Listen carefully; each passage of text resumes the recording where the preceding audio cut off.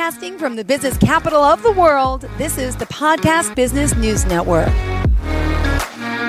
Welcome back to the show. We are excited today to talk about slowing down a little, which I think is beneficial to all, no matter who you are, where you live, or what age. And we're excited to have Jake Horne here joining us, who's the president and mentor at the Student Compass. And he's been helping students worldwide for years with pre-gap mentoring, planning that year between, college and helping with college planning and so much more. So welcome back to the show. How are you today? Hi, Jill. How are you? I'm doing well. A little bit of chilly weather here in the Northeast. You're in Connecticut. We're in New York. But everything's doing well. Thank you so much. And everyone is, I should say. Let's talk a little bit about you and your company, thestudentcompass.com. Tell us a little overview as to who you are, what you do, and then it'll, slow down a little bit. And we'll talk about the benefits of slowing down because some of us can't. Yeah. Well, I've been in the gap year business, if that's what you can call it, since 1994. Originally, and the gap year was taking a year off between typically high school and college to slow down, shift gears, step out of what you've been doing as a student, frankly, for 14 years, to make sense of yourself and your place in the world. And this is part of the nature of adolescence, is self-discovery and understanding and the need to find purpose in life and meaning in life. And it's not easy to do. But basically, starting in 1994, I worked with students who wanted to simply go out and have adventures in the big wide world and learn in the process about themselves and their relationship to the world. Since essentially 2001, 2002, I've been working more with students who are impacted by technology and how they need to take time to step out into the world and get off of their screens and experience the world in an intimate kind of way. And by doing that, learn much more about who they are, becoming much more self-aware and what their skills are, capabilities are, and also to develop broader perspectives about how to think about the problems and the issues that they confront every single day and will confront for the rest of their lives. So what I actually wanted to talk about today is really using the gap year to shift gears and to step out of this very, very busy, fast-paced, overwhelming, technologically overwhelming world and to reconnect with the natural world and the world of other people and have intimate conversations that adolescents love. Adolescents love to be with their friends, and they love to meet new people and to hear what they have to say. It's just part of their DNA. And so the problem is that ever since they've been born, so Gen Zers were born in 1997, approximately, and they have that has just sort of ended. 2024 sort of ends the Gen Z period. And now we're into the Alpha Gen, which we also need to pay attention to as well. But here's the thing. These two generations, and I'll talk specifically about the Gen Z generation, their whole lives have been mediated by being online, looking at a screen, interacting academically through curriculum and teaching, but it's been through a screen. Yep. Mm-hmm. However, we as human beings are hardwired to be face to face with the people we're interacting with, because that's the way you develop memory. That's the way you develop a deeper understanding of who you're looking at, what you're doing, how it relates to you by being present in the space. The problem and the concern right now is that this generation and future generations are going to see their world through the screen. And the screen, it can be mediated in many different ways. I mean, I have behind me a bookcase which isn't actually there. I can manipulate what you see. I have bookcases elsewhere, but nonetheless, the upshot is that the technology permits the mediation and can change the way individuals perceive their world and what's true and not true.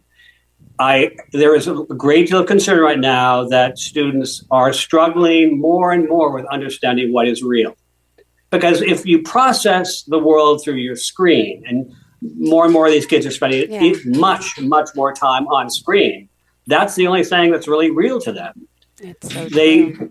And the other related issue to this is these kids in school, playtime was taken away from them. Yeah. Because playtime is considered frivolous. Yeah. And so, and the more time you were in class, hunkering down, studying, memorizing, wrote, whatever it is, the stuff you needed to test out, the better it was. But the fact of the matter is that we as human beings need to use all of our senses to develop into full human beings who have the capability to discriminate between what's true, what's not true, and how to develop empathy and understanding for other people in this world. So playtime is lost, and you think about, and all of us, I mean, certainly growing up, we used to use playtime to go out and put teams together, or, just play and talk and, wrestle and do all these kinds of things, which is perfectly natural for humans as well as animals, as a way of developing a sense of connectedness with other systems, other organisms, and ourselves as well. We learn about ourselves by interacting with others, and we also learn about other people the same way. Yep. So this is increasingly disappearing as more and more people are on their screens. And parents, we're all captive here. We all have our phones. We're all always looking at screens. I mean, you can go anywhere, and 70% of the population walking around is looking at a screen. And so role modeling is an issue. Kids don't see anything but this is normal. So it is the way this world is now. So as human beings, we need to be much better about regulating, moderating, and understanding the impact of this technology on how our brains are rewired and how our kids' brains are wired. Yep. So that being said, the beauty of the gap year is it's really a year in which a young adult, an 18, 19-year-old, can leave the community and leave the technology behind and spend time with peers in a much more natural settings, which, have been natural for human beings for hundreds of thousands of years. Exactly. We've kind of lost sight of that. Yes. Go ahead. And this has all happened. The screen thing is only 20 years old. Yeah. I mean, frankly, in the scheme of things, it's just brand new. And we stepped into it without really thinking about what its impact would be in terms of rewiring the brain. And particularly for kids, this is what's considered normal. Yeah. But you lose the sense of connectedness with other people. And with that, you lose the sense of yourself as well. You lose confidence because your only feedback is through sort of social media or through these arbitrary screens. And therefore, you're constantly struggling with, figuring out who you are. And for adolescents, it's painful and frankly, it's not healthy from a mental health point of view. If you go out into the big wide world, step away from the technology, step out of your community, you become a far more independent person who can make and practice learning decisions. Now, I'm going to give you an example of how this works. Sure. So, and it's interesting. There was a young lady I was working with not too terribly long ago, came out of a really very competitive independent secondary school. Okay. She had gotten accepted into a very good college and decided she really wanted to take some time. For lots of reasons, but by and large, she wanted to take a breather and kind of make sense of what this whole business was all about, because she was feeling enormous pressure from her parents, enormous pressure from the communities, her schools, and just society in general. So being brave, she decided she wanted to do this. She and I talked about it for a while. And the first thing she really did, and I think it was kind of very brave, but anyway, I may have mentioned this before. She went to Paris and she worked in a fashion house. Wow. And she likes clothes, but she wasn't driven for this to be a career. But the beauty of it is that she was working in collaboration or in sync with people who have a sense of shape, design, color, patterns, and how that reflects mood, how it reflects a sense of place in society. I mean, all of this came out in her experience. So not only did she learn about materials and the incredible range of materials and shapes and colors that can be shaped in, but also about what the creative process is all about. And never had she really had time to work on her creativity, because schools aren't supporting creativity.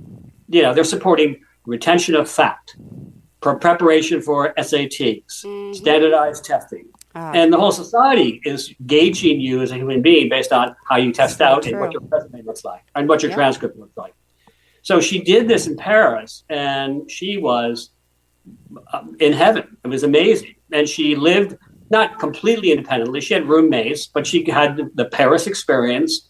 Her parents were Emily in Paris. Go ahead. Yeah, right. Well, yeah, kind of, yeah. But a little younger. But I mean, the upshot is that she met lots of Parisians. She met lots of other individuals from all around the world, and had this much deeper experience about what the creative process is, what the intimacy of working with other individuals can be, and how natural that is for the human mind and spirit. So she did that, and she was like, okay, I want to do this forever. And I said, well, no, I told her, we agree, you're going to do a couple things. This was only one of them. So she was in Paris for 3 months, and then she went out to the West Coast and was in a boat building school. A what school? Talk about something, a boat building school. Boat? Oh my gosh. Okay. Wow. Okay. Now, that's a very different medium than working with materials and fashion. Yeah. But here's the thing. Boat building is a function. I mean, you get a product, and what she built was hers. She could take it home. But the thing about boat building is you have to think the design through. You've got to come up with a design. Wow. You've got to make sure the design is workable. Yeah, that's impressive. You have to come up with the whole process of how you're going to put these pieces together so that not only is it lovely and beautiful, but it also is functional, and that all the joints fit, and all of the process has been done really correctly, and you make mistakes along the way. So it required her to slow it down and be patient. Paris wasn't quite that way, but boat building, there's the standard rule for people who work in boat building or construction of any sort. If you're good at what you do, is you measure twice and cut once. Okay. Because if you cut the first time and you get it wrong, you have to throw that one away or that material away. Yeah. But it requires slowing down and checking and rechecking and being patient, not only in how you measure and how it all fits together, but also how it relates to the plan itself.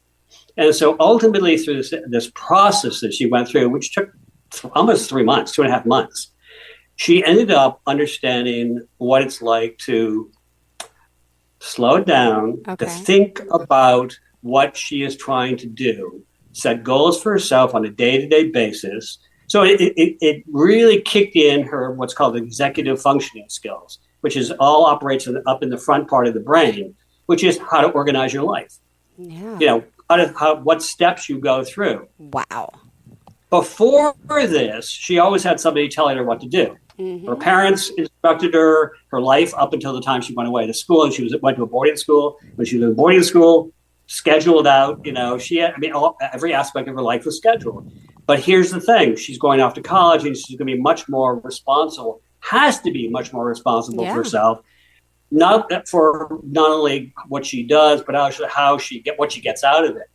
So developing these executive functioning skills is foundational to people having balance, confidence, the capacity to advocate, to think through a problem or problems, and to not jump at the first solution. And the problem with technology is you hop on an AI and you just give it a prompt, and that's the solution. you know? And there's no questioning necessarily about, well, is this really the right answer? Or is there something wrong about the way this is, the way what the AI has come up with? And these kids don't have the ability to discriminate what is real, what's true, what's not true. I mean, AIs are getting better, but they still have the capacity to hallucinate. So you can get some pretty strange, responses. Yeah. Nonetheless, you have to develop a habit of thinking, a way of thinking about how you approach problems, how deeply and broadly you go at thinking about those problems. And so this gets to the part of the crux of taking a gap year is to get out of the silo, the limited sort of silo that you as an individual have been raised in, and have much more broader experiences that are very different, that help inform you or young Gen Z person to bring to bear in your thinking all the other possible ways of solving a problem. Yeah. Now that's part divergent thinking. That's part lateral thinking, and not just critical thinking. And the ultimate goal here, I suppose, in one way, is that anybody who wants to have a really interesting career has to step beyond this whole business of linear thinking. That in fact, one has to come to bear, bring problem solving to bear in new and creative ways, which means you have to have some experience with the world. You have to have experience with other ways of thinking about the world and problem solving. When you go out into these other communities around the world, people from different cultures have different strategies for thinking about the world. I mean, you go to Paris, it's very different. It's very different. We know it. I mean, for the French are French. I mean, they think differently in many ways. Certainly, people in Central America and Costa Rica think differently. In Greece, I mean, it's just, different cultural experiences. But the point here is that technology and the specialization that has evolved in the United States, and particularly in the Western societies, has been the thing to be. You specialize in something, you become a real hot potato in that thing, and somebody's going to hire you. The problem is, you may get your first job, but that's going to be it probably, because you're going to have no other skills to bring to bear, because that technology is going to change and it's going to push you out unless you have something to offer. And business leaders are hiring people who think differently. You just think about all these people, all these entrepreneurs out there. They think differently. They're not like most of us who are just sort of linear thinkers. Yeah. And right. so as technology grabs more and more of the skills that we have as humans used for thousands of years, which are tactile, linear skills that you just sort of build and build and assemble and assemble and assemble. All that is going to be supplanted by robotics and technology, or most of it, not all of it. So there's going to be less and less room. Yeah, it's going to be less and less for those who don't have these other lateral thinking skills and creative skills to look forward to in terms of work that makes them feel fulfilled and gives them purpose. So there's a lot that goes that's sort of running behind this whole business of the gap year. It's an ideal time because it is when kids have come out of high school, they're young adults, their minds are really fertile, they're really ready, they're adventurous if they're given the opportunity to be in those places that permit them to practice doing things that are new and different and novel. And that engages the mind to be more creative. That engages the mind to be much more motivated and to think more about the future and be more resilient and have deeper capacity.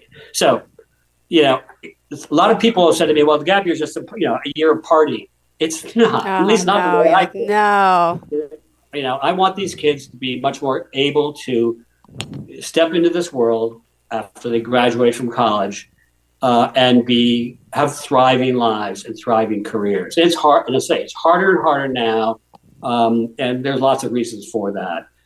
college, high schools, virtually every high school does very little with this because they're trying to get their kids into college, or they're trying to burnish their reputations.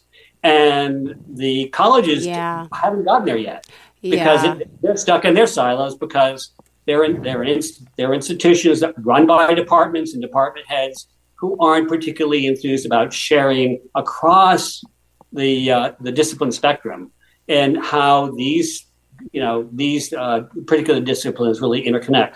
But that's the human experience it's all connected. So now you're working with these students for this whole year. Explain a little bit about how this process works that they commit to and then they're checking in with you, because some people may say the gap year, well, it sounds like, they might go out party more. They might get more distracted. That's not, you're not going to let that happen. Can you tell us a little bit about how that works? Sure. So typically I like to have them do three different things of 3 months, of 3 month length. So it's like a whole year, 3 semesters, fall, winter, spring.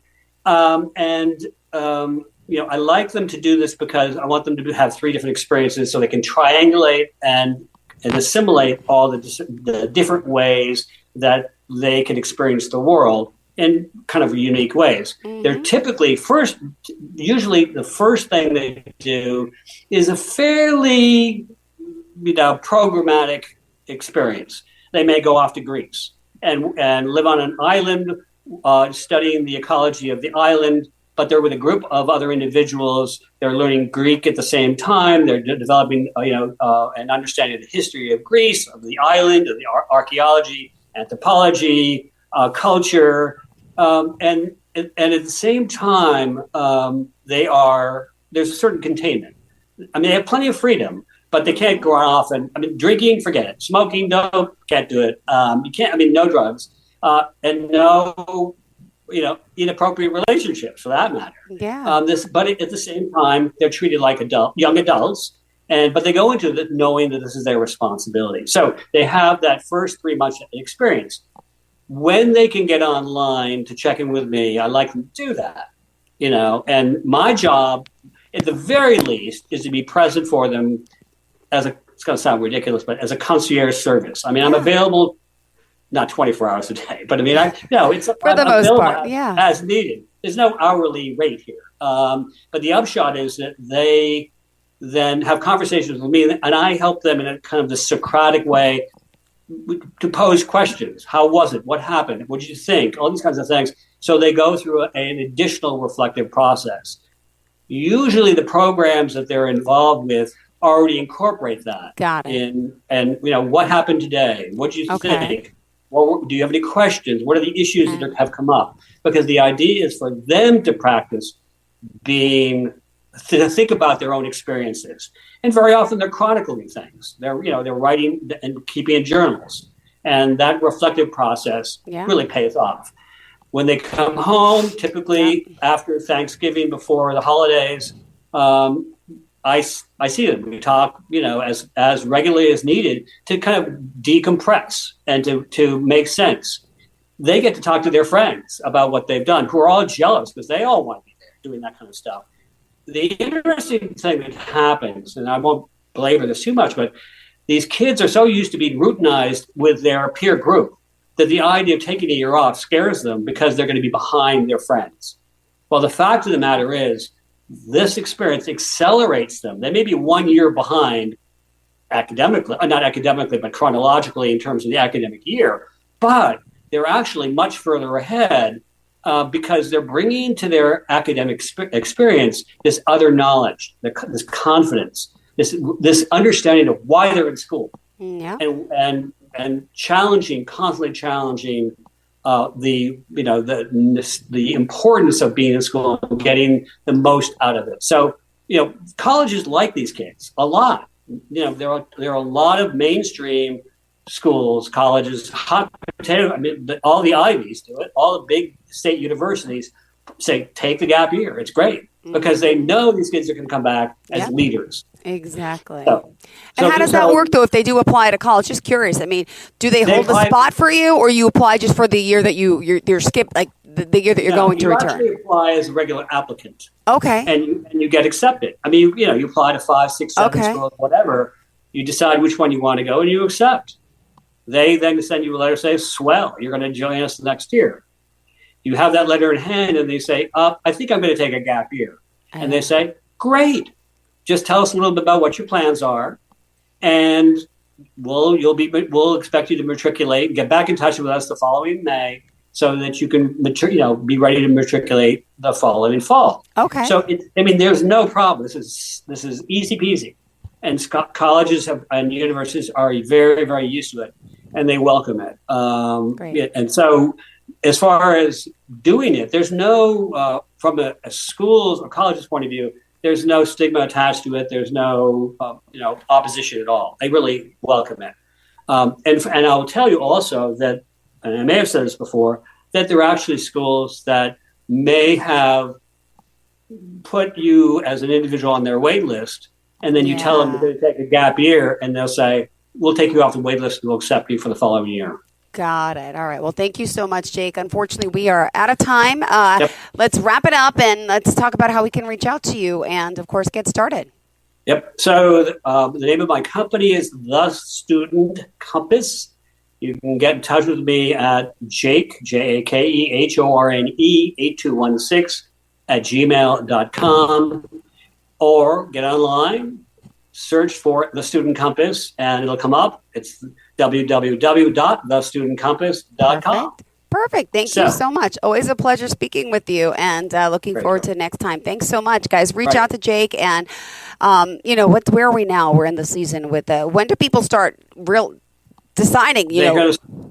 Now. Okay, perfect. Now is the time. Contact him. Timing's great. All right. Thank you so much, Jake. Bye-bye. Take it easy, Joe. Thank you. Bye-bye. Bye.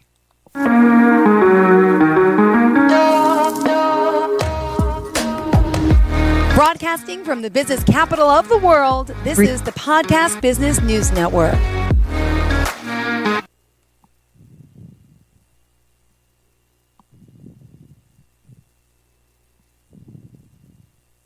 Adopt US Kids presents Multiple Choice Parenting. Your daughter just had her first breakup. Do you A, put yourself in her shoes? How could he do this to you? And for Sheila, she has split ends.